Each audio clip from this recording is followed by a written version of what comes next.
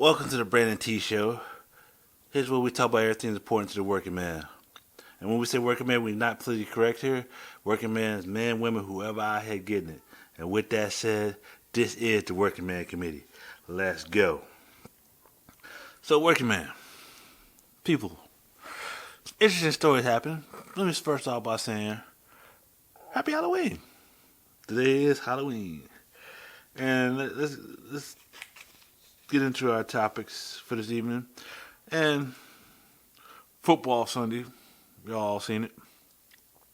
To whoever likes football, right here we're Panthers fan, Panthers Nation, and so forth. And we played Atlanta and almost lost that game. I almost won that game. Then I almost lost it and almost won it, and then ended up losing the game.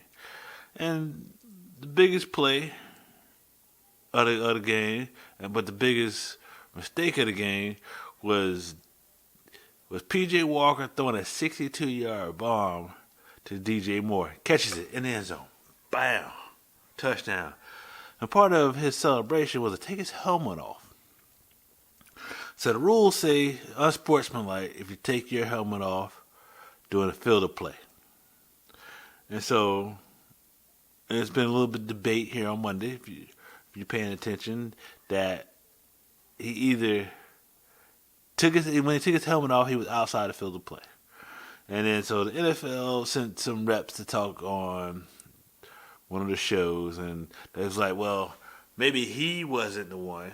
Even though the flag was called on him, they said referees made mistakes of who they called a penalty on. You've seen that before. But they said there was two other Panthers players that came on the field without the helmets on. So sportsmanlike conduct. Yep. Okay, whatever. Well, like I said, we will definitely get more into that story later. I see there's been some studies. You know, the government loves spending money on studies and so forth. I want to know, can animals talk to each other? Can sea creatures talk to each other? Huh. Yep. Well, we'll get more into that later to see if these sea creatures do talk to each other, do not talk to each other, or they're just in silencing their swimming. Let's see. Elon Musk on Twitter now. Close the deal. Yep. Close the deal. Election year is getting here. It's almost election time. Is any side worried? Or any side hooray? Let's see, and then our foreign news, we're going to talk about what's happening around the world. You know, like I said, there's crazy stuff here that happens here, but there's also crazy stuff that happens around the world. And with that said, let's get into it. The Russians and the Chinese may be preparing a new gold-backed currency that's expected to assure U.S. dollar currency today. So check this out, okay? So the Chinese, back in June, bought 80 tons of gold, valued at $4.6 billion. Billion with a B. What do they need all that gold for? See, the Chinese and the Russians been talking for a while. You know, so they working together. And you're like, why are they talking and so forth? If you look at the geography or whatever, you know what I'm saying, they almost share a border. And so they're pretty close countries to each other. And so the Chinese and the Russians have been working together to back a gold-backed currency that will dethrone the dollar as the primary reserve currency of the world. See, like I said, a lot of people, a lot of countries, you know what I'm saying, a lot of things, you know, they look at the U.S., right? And they're not fans of the U.S., but they, you know what I'm saying, they might completely hate the U.S., but to do money and have so forth on a real government, you know what I'm saying, because like I said, money's backed by governments, right? And so if money's backed by a government, you got to have a solid government. And then who's been the solid government for a while? It has been the United States of America. When the dollar, it's like the dollar used to be on the gold standard, you know what I'm saying? But, you know what I'm saying, to turn the printing press on, kind of had to pull away from the gold standard. And so now, the Russians and the Chinese, you would think, why are they working together? You know, we got all these sanctions happening against Russia, and Russia doing all they're doing over there. But I guess at the end of the day, hey, man, Chinese like, yo, that's their business, and we got this other thing over here happening. And so, like I said, so they're working on accumulating all this gold and to back up their dollar. So you got to think about it, right? The Chinese are not crypto fans at all. They banned crypto, so is the Russians. And so they don't like crypto at all. Because like I said, that would be a challenge to what they're trying to do.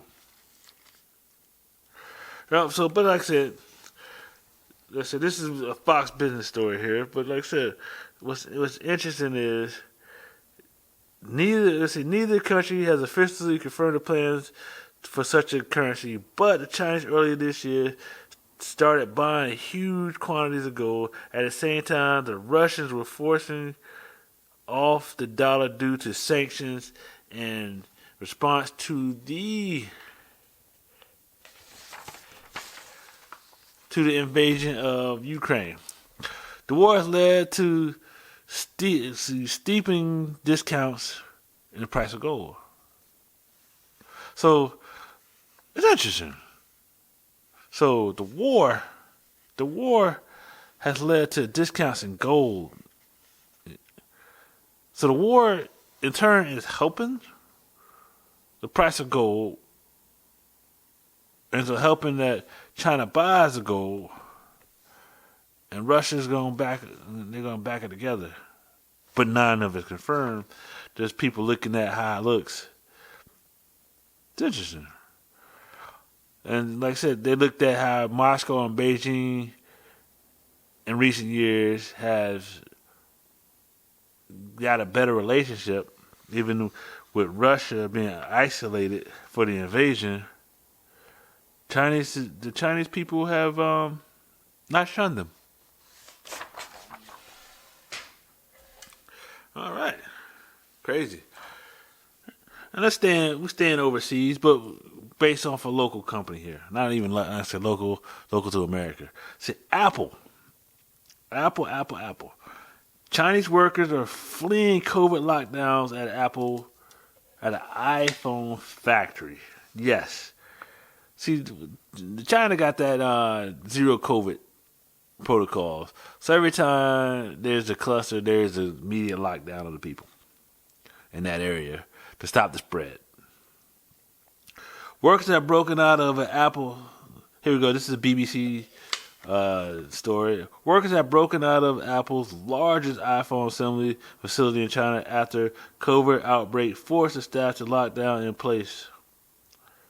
Yes, there's a video out there showing that 10 people jumped the fence outside the plant owned by Foxconn, and the Chinese people and businesses are continuing to gripe with President Xi Jinping over the zero COVID policy. It is not clear how many cases of COVID have been identified at the factory. However, in the last week, the Chinese province she reported 167 local transmissions of infection, up from 97 a week before. So they had 97 the week before, and then there was then the week this happened, there was 167. Come on, man, that's nothing. Comparatively, you know what I'm saying? Comparatively, there's a billion people in China, and comparably, and like I said, we own so many variants that it's like almost like a cold or a flu, in my opinion. You know what I'm saying? But like I said, this is ridiculous. So they locking down off little numbers. The city, let's check this out. The city's about 10 million people have particularly been locked down as a result of China's continued strict lockdown measures to deal with COVID. So let's get this right. 167 people had it. Local transmission.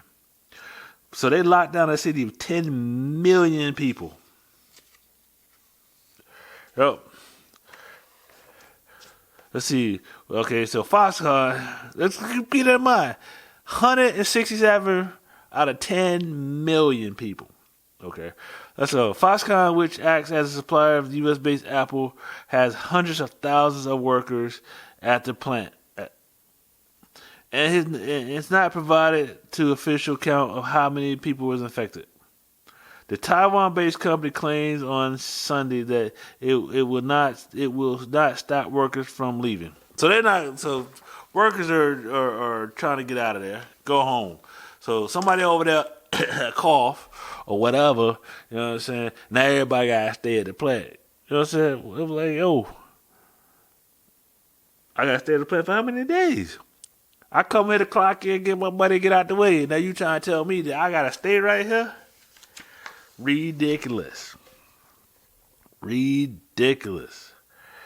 Let's see. However, some footage shared with Chinese social media and by the BBC China workers are allegedly filming escaping from the grounds to begin lengthy walks back to their hometown in bids of avoiding being caught in public transportation. So they're walking home. So it's like yo, think about it.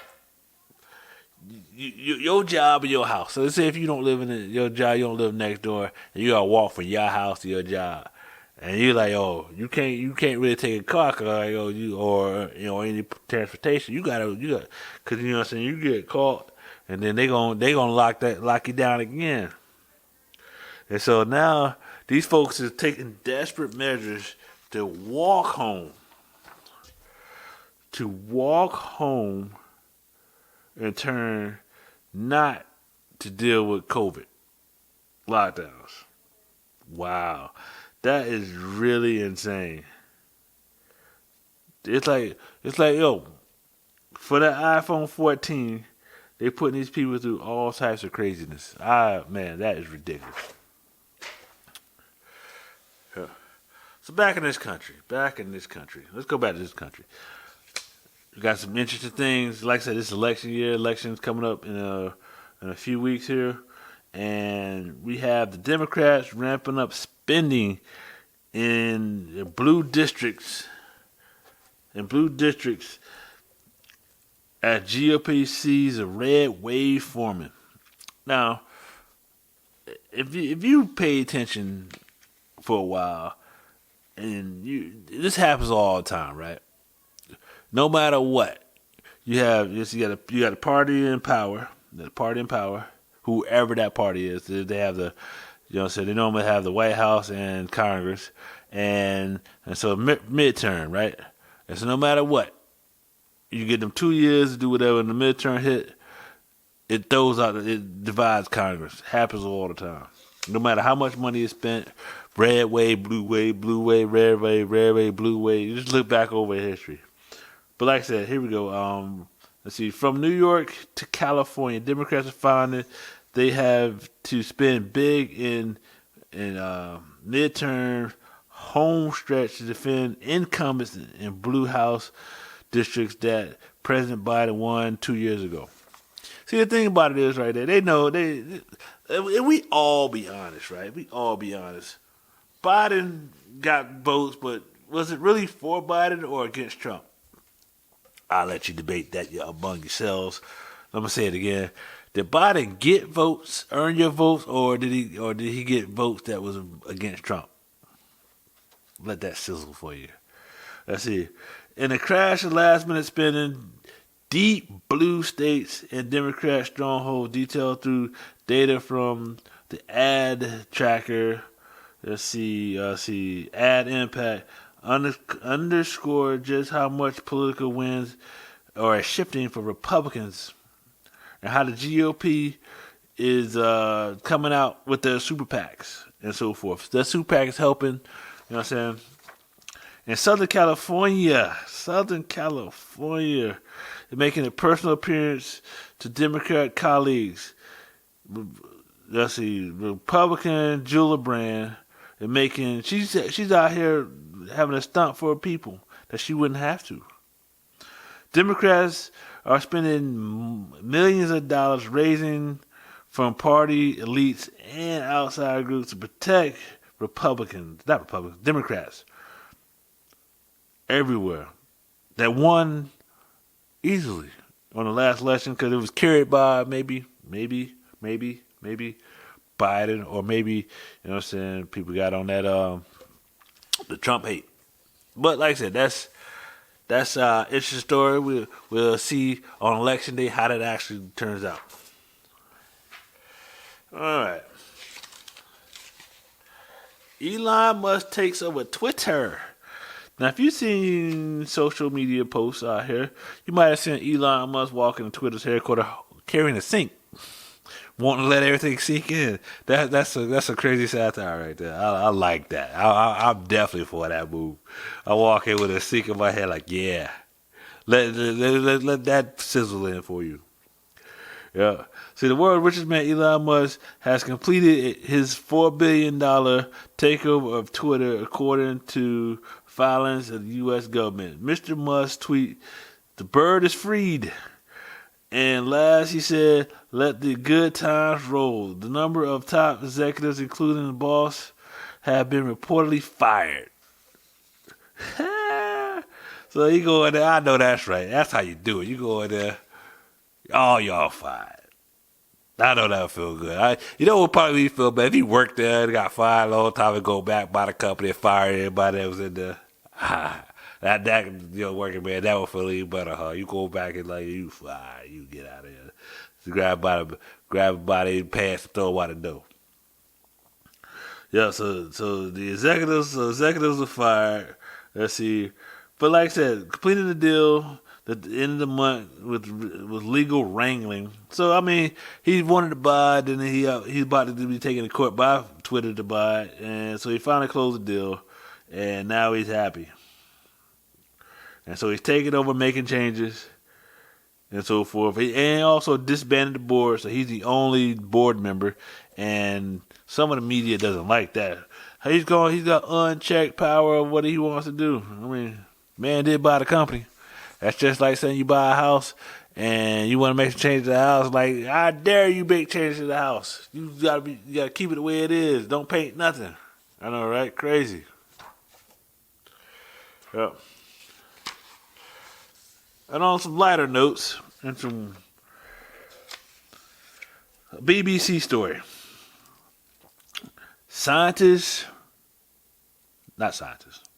Secret communication of sea animals discovered. Yes. Let's see. Scientists have found that 53 sea creatures previously thought to be silent can actually communicate. Oh, wow. These creatures were seen messaging all around. But humans had never thought to listen to them. Yep. Let's see. This person here, Gabe. That's what we're gonna call Gabe. He used microphones to record the species, including turtles, communicating they want to mate or hatch the eggs. So they communicate, "I want to mate." Bring it here, girl. Baby's on the way. So they filed claims to rewrite some of what they thought of evolution. They suggested that all verbiage that breathe through the nose and use sound to communicate from single ancestry 400 million years ago. Okay, so for some reason, they think if it breathes through the nose and uses sound, it had to come from the same place. Couldn't have come from nowhere else. I mean, that's an easy answer to make, right? That's easy to say that. You know what I'm saying? I could have said that. Give me a PhD. You know what? It moved his arm. It wiggled his toes. It must came from the same ancestry. It must have been one thing, and somehow it branched off from that. Because it wiggled his toes, and something else wiggled his toes. Come on, scientists. Y'all can do better than that. Come on, man. Y'all, what we do, y'all, we guessing at this point. I mean, it's strict guessing. Yep. But this scientist from Switzerland, so who knows? But like I said, though, y'all, you do take it as a good little guess and you can get anywhere. So, but like I said, they look at these creatures, including turtles, lungfish and all types of crustaceans, and they said they talking, so it must have come from one person because they breathing through the nose at some point. No gills. Let's see. I know when birds sing, you need everyone to tell you what it is. But some of these animals are very quiet or make sounds that every 2 days. So they're saying, they told the BBC. Let me go back over there. They told the BBC that some animals are very quiet and some animals don't make noises every day. Some are just chilling and then say what they need to say. But then somehow putting that together somehow tells that they must come from a single ancestry 400 million years ago. You know what? I'm with it. I'm pretty sure this paper that was part of the tree come from a single seed 400 million years ago on trees, and there's only just one tree out there. Oh, give me a PhD, give me author a paper. All right, with it being Monday here, we're going to talk about our football. So the Panthers, Steve Wilkes, on receiver DJ Moore costing penalty. We've got to make sure we play smarter. That's what he says. And like I said, back to what happened. You know what I'm saying? DJ Moore was probably excited about PJ Walker roll out, 62-yard bomb, catch it over the shoulder, touchdown, throw his helmet off, celebrate, jumps in the crowd, yay. But, you know what I'm saying? If you look at the series beforehand, ball, throw right at DJ Moore, catch his head, clap his head, miss it all together. You know what I'm saying? You see that beat him up. They had to punt the ball from there. And then so once he caught this big bomb pass, he was like, yeah, redemption. Redemption. Like it was his first touchdown ever in life. But that play, plus the kicker not being able to kick the ball, missed 2 field goals in a row. But the extra point was a 48-yard extra point. So yeah, I mean that was a decent kick. And the 20-yard kick that he missed, I'm gonna blame both of them. DJ Moore for not realizing what the world he at, and then the kicker not being able to kick. And almost up against Matt Rule, the fire coach, for bringing in the kicker instead of keeping the other 2 kickers that were very good on the team.